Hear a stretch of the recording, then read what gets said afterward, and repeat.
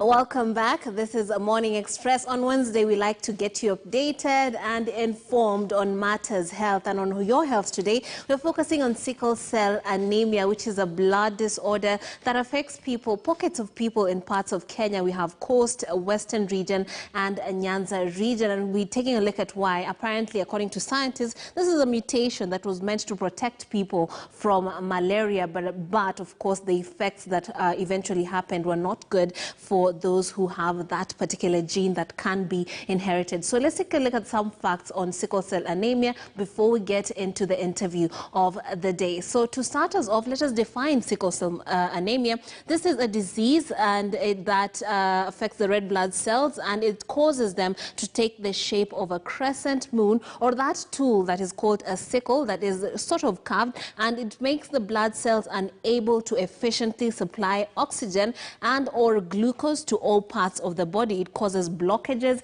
in the body, and therefore this results in what we call crises. And when it happens in areas such as the brain or the lungs, in the brain, it can cause strokes, and in the lungs, breathing difficulties and general pain in parts of the body where those sickle cells have blocked the vessels that they're supposed to be passing through as they supply blood to the rest of the body. Now, of course, let's move on to the next slide and see what more we can learn about sickle cell anemia. Here are the causes. This is an inherited gene. I told you it's a mutation that means that the people who have this particular gene have sickle-shaped, as you can see on the side of this board, sickle-shaped cells as opposed to the normal-shaped red blood cells. So you experience anemia if you have it. Anemia is a shortage of blood supply in the body. Then painful episodes that are called sickle cell crises. Now, these crises, of course, are very, very painful for the sufferers, and especially for children who do not know what happens, or people who have not been diagnosed with it. It can be very frustrating. Also, you can experience swelling of hands and feet, and at the same time frequent infections, because the body is having a hard time fighting off infections, and of course you are more vulnerable when you have sickle cell anemia. You can experience a growth, or rather sufferers experience delayed growth or puberty, vision problems, or a detachment of the retina because there isn't blood supply going to the eyes. Particularly when this happens, it means that there has been a blockage in the vessels that supply blood to the eye of the person who has it, and therefore they might not be able to have perfect vision. And in some cases, you might see sufferers having skin ulcers that are difficult to treat because of course, of those pockets of areas whereby you're having the cells blocking blood vessels. Let's move on. Far from that, there is no known cure for sickle cell anemia. The world of science is still trying to figure this disease out, but at the same time, there are ways of treating and managing sickle cell anemia. Many of these ways include having a good diet and staying in warm areas, that is away from hospitals. But when the person is experiencing difficulty, rehydration, basically taking water, is one of the ways that they can actually make sure they're not experiencing difficulty. When they get to hospital, one of the first things that happens when they're taken to hospital is that they are given saline or whatever fluids they need to get hydrated. Treating the underlying infections that might be triggering a crisis can be very helpful in managing sickle cell anemia. And of course, frequent blood transfusion. Blood transfusions are very important because they enable those who have sickle cell to, have healthier blood cells injected into them so that they can actually aid the body actually do its function of ensuring that we're having oxygen and, of course, glucose getting to all parts of the body and helping the person who has it have enough supply so that they can actually function and lead a normal life. Now, today's interview is of a sickle cell warrior and his support system, who is his wife, that is Etemesi Ochola, and Catherine Ochola, who lifted the curtain for us and gave us a very open and candid interview on how it is to live with sickle cell anemia for young people, what it's like to even date, some of the challenges, the stigma surrounding sickle cell anemia, and of course primarily telling us that there is a lot of hope. If you take care of yourself or the people around you who have sickle cell, you can live a long and healthy life. So over to the Etemesis.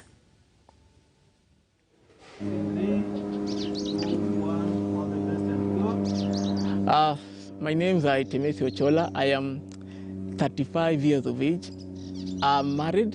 I have one son. We are blessed with one son called Lamo, Goodness Lamo. My wife is Catherine Etemesi.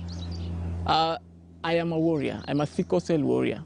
And by sickle cell, I mean I have a blood condition that affects the red cells. Now, my red cells are not the normal biconcave shape, they are sickle. Now, being sickle means that it does not transport oxygen to the areas where oxygen is needed in the body. So when that occurs, it makes me have painful episodes, serious painful episodes.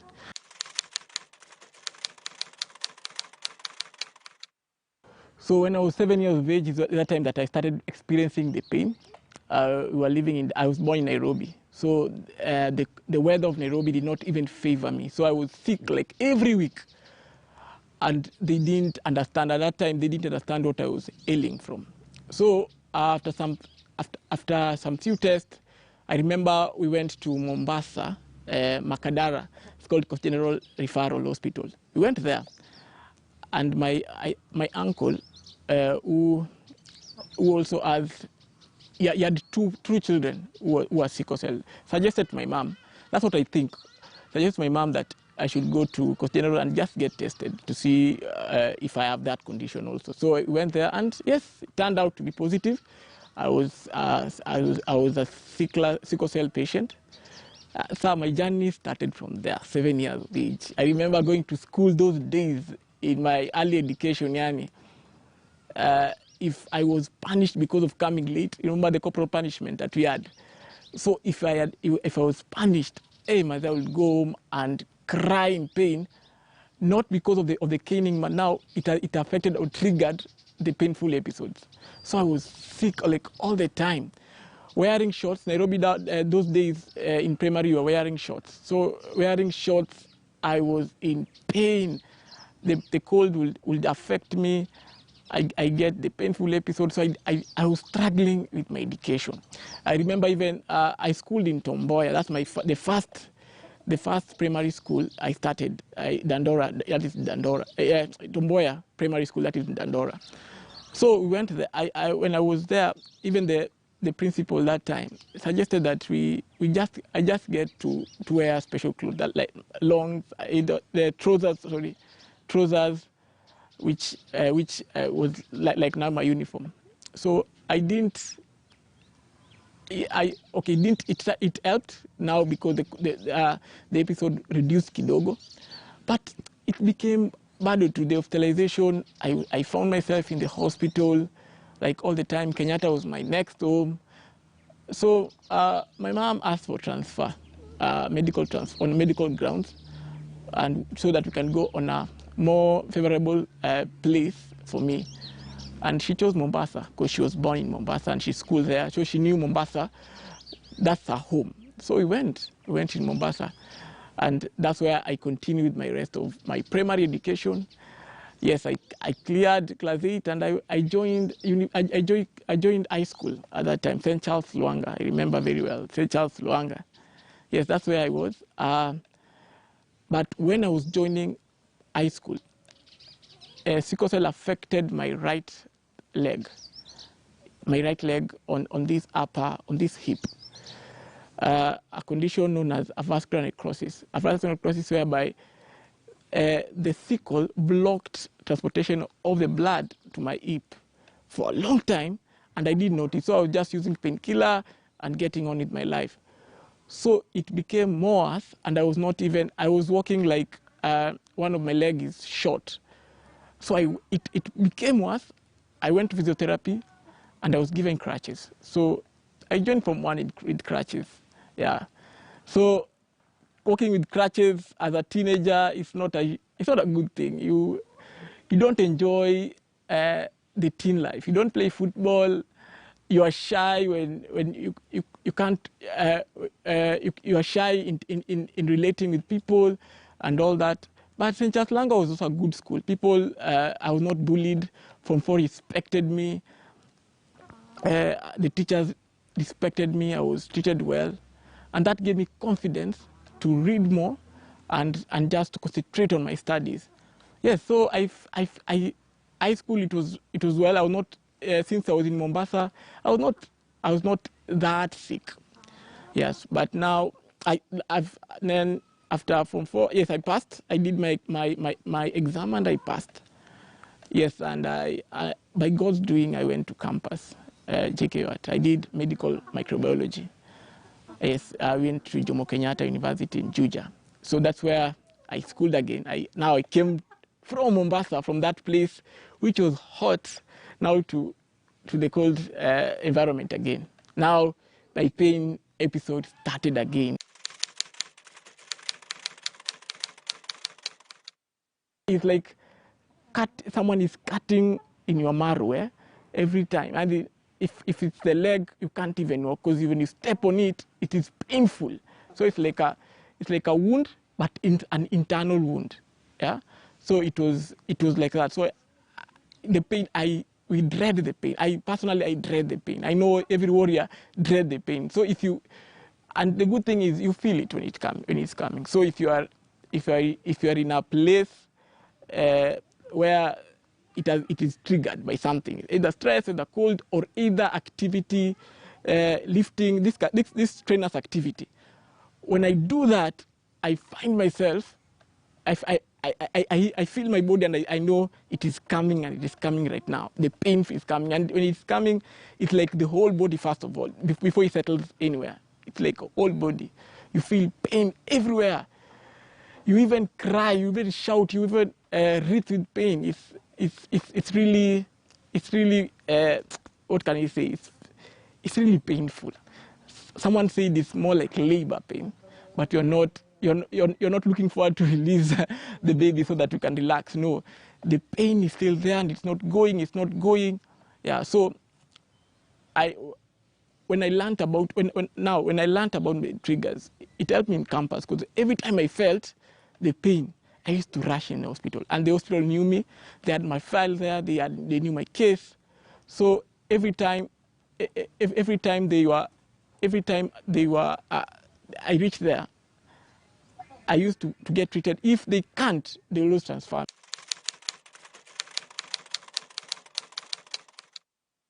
So when I joined my master's, I was doing master's in virology, but that time pain started. Remember what I told you about the vascular necrosis?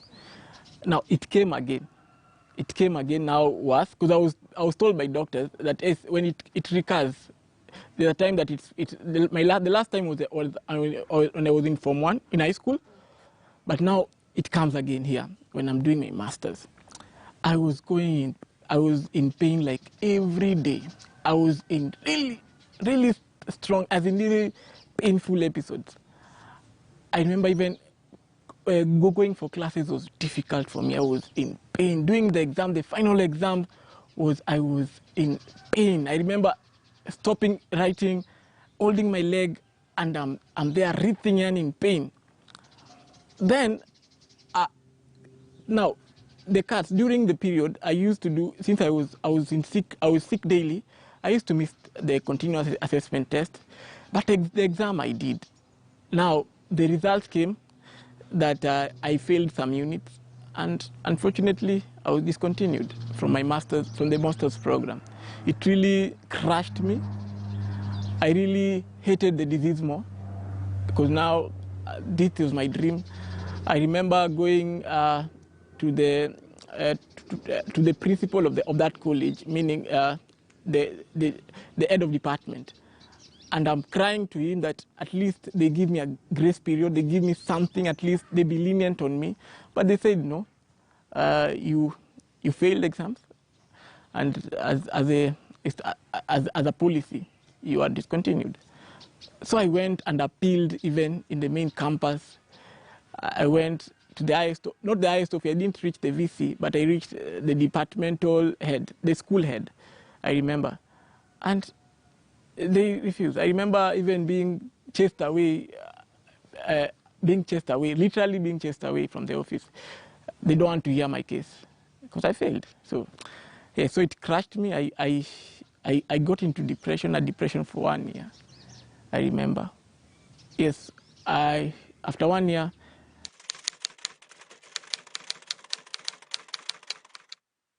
the church where I used to go had a leadership program. That's when I gained confidence and tried again to be relevant in the community. So yes, I went and joined internship at the leadership program at Lifespring. Lifespring Church is where I go. Yes, I did for a year. After that, I pursued pastoral traineeship. Yes, and I volunteered as a youth pastor for a long time. I still do volunteer in Lifespring as a pastor. Yes, and that's where also I met my wife. So it was a blessing in disguise. Now, meeting my wife, that was in 2014. In 2014, we knew each other as friends. At the first, it was friendship, but I really loved her. So 2015, I proposed, and she said yes. I'm grateful because she's the one who saw me. We were just friends, so she saw me when I was being admitted. She saw me when I'm in pain. She used to visit me and all that. So for her saying yes, she knew what she was saying yes to. Yeah.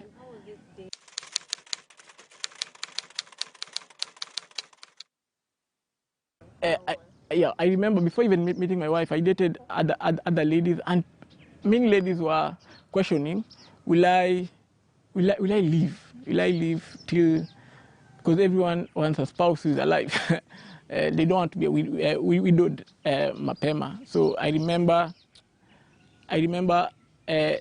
being left in so many relationships. So this was my last try, let me say that. But the dating was nice. I remember that year when you were dating, you also engaged, so you're planning for a wedding and all that. So also stress, mental stress, triggers the pain. So the dowry process, raising for funds, gave me some serious attack. I was in pain like every day. I remember 3 months to our wedding, I was in pain. My blood had dropped. I had jaundiced eye. The jaundice is the yellowing of the eye. I was really in a bad state. And I remember my fiance then, she even went to Kenyatta to ask for blood. And I was given by God's grace. I found favor with good people. I got, because now blood, I didn't say this, blood is one of the medicine. The good medicine is very effective in managing sickle cell, because I get a normal person blood. Now I get what is called now the red cells, which is healthy and which does not sickle and stays for longer. Mine, which is sickle, they don't carry full oxygen. They carry half, and they don't last for long. It takes 120 days for red cells to die in the body, but they die, I think, half of it. So yes, so I used to experience. I needed blood. I used to get blood now oftenly because my pain was very. Yes, it was very serious. It was recurring and recurring and recurring. So the doctors requested that I get transfusion. Yes, and my fiance was the one who was going to Kenyatta doing the trips. I remember I remember what she told me, that she was on the border going and beating time so that she does not find the blood bank closed. And she did a lot, and I'm glad, because it gave me courage that someone cares, but more so the dream of just living a normal life like husband, the dream that I had of having a family.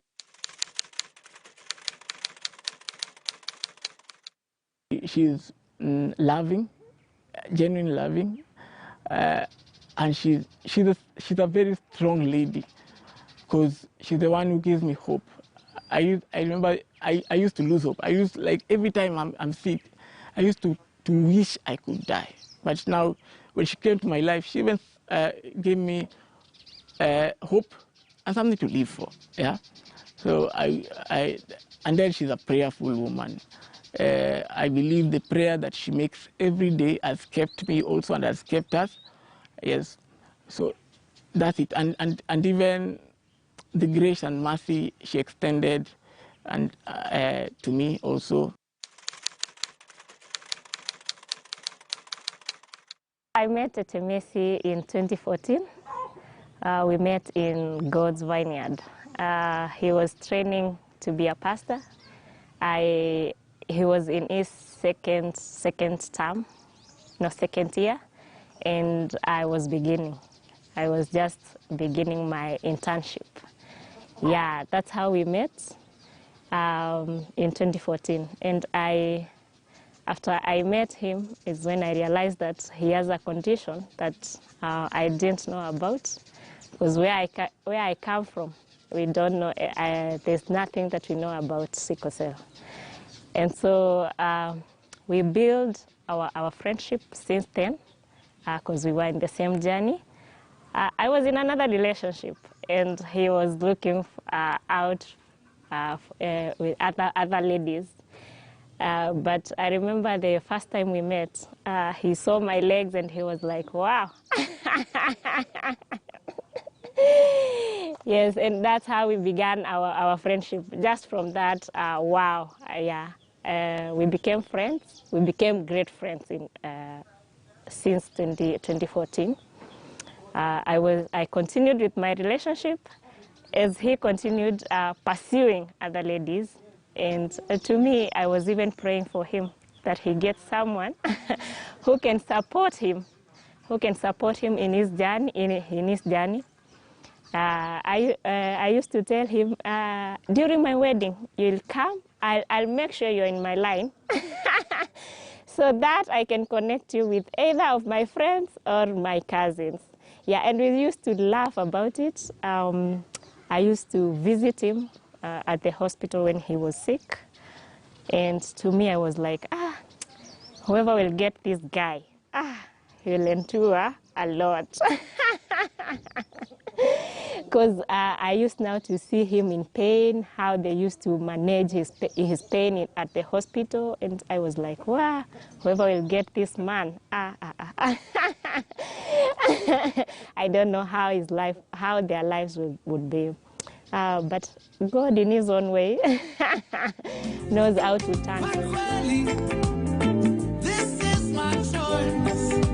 And when you say nakupenda, knows how to turn stories. And during that period when we were friends, I broke up with the guy that was in my life then. And I went to the coast. Temesi was still pursuing me, but I felt like I just needed a break. And so that was towards the end of 2014. So he went to pray. He used to pray about the situation. I also prayed because I was hurt. And to me, my hope was in God. He was the only one who could restore that which I felt like was stolen from me. And yeah, I prayed to God about it, and there was a green light towards my husband now. And yeah, I came from Coast in 2015 on Valentine's Day, and that's the time I told him that yes, we can try it. And yeah, he was very composed. He even had the date of our wedding. Yeah, since I just said yes, and he was like, we will wed in 12th December. That was 14th Feb. And he was like, yeah, we will wed in 12th December. Most of the people, when they hear our story, they are like, are you guys normal? But for me, we are a normal couple. It's only that when my husband maybe has pain, this turns now, because when he has pain, I have pain. And so I have to support him, I have to be there for him. But when we came together, we married, now we are one. I wanted to know more about this, this sickness, what triggers it, and how we can manage it. And we, throughout the journey, have learned that when he is stressed, it will trigger crisis. When he has infection, it will trigger crisis. When he is dehydrated, it will have learned when his HB is low, it will trigger crisis. So have learned to keep him hydrated throughout. Hydrated, just giving him water throughout the day. Have learned when he has pain, we have to know whether it is infection. If it is infection, he has to go through, he has to get some antibiotics. And through that, he will be well. If it's maybe his HB, I've learned that when I'm making his juice, when I'm blending his juice, I have to add some other stuff. I have to use beetroot in every of his juice, whether it is a smoothie, whether, yeah, I have to use beetroot. Whether I'm making mango juice, I have to put beetroot. Whatever it is, I have to use it. I've also learned that for him to be well, I have to make a balanced diet. We rarely use red meat in this house. That's why you can see some chicken running around. So most of the time we use a white meat, which is more health for him. Either chicken or fish. Yeah, I rarely use red meat. There's also the part of the greens. I have to make sure that my small farm, my garden has those kienyeji bogas. I think those have kept him well since we married. The journey has not been as it was before. Because I remember before we married, because of the stress of wedding, of the event of wedding, it really drained him. And so when we began this journey after the wedding, I knew that when I do all this, when he's kept hydrated, when we know whether he has infection or not, when he takes balanced diet, when he takes the right things, yeah, this has kept him. The crises are now not as they were before. Caregivers are either parent or people living with a warrior, with a sickle cell warrior. And every time they are always asking for funds because it's expensive. You don't know when or at what time the sickle cell will come, the crisis will come. Because they have discovered even when your body is so relaxed at night, when you're sleeping, that's when it eats the most. It becomes worse and it becomes more painful. And now if you don't have a means to go to hospital, it's one of those challenges. I don't know what to do. So sometimes I remember when I was young, we used to have to stay in the house till morning so that at least you can catch them.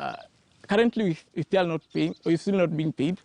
I am volunteering at Lifespring, Kamulu, as a pastor. Yeah, so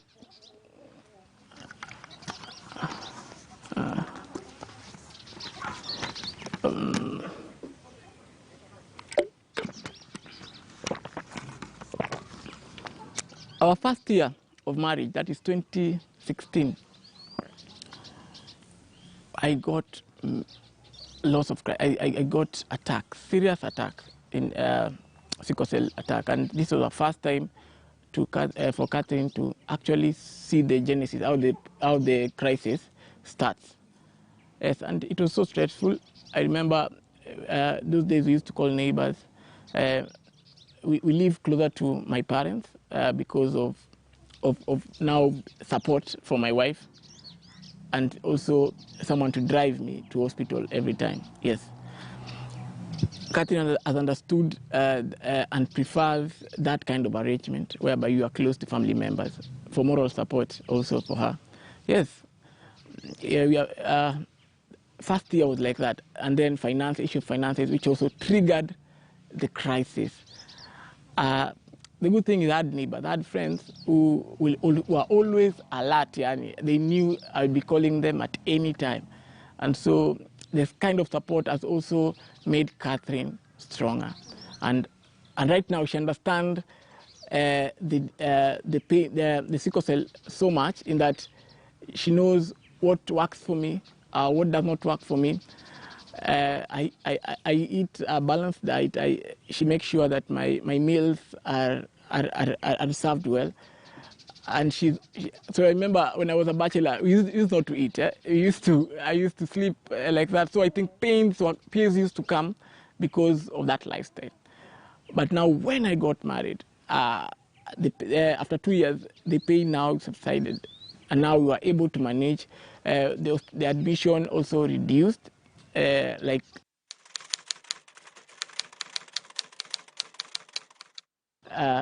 Last year, which was another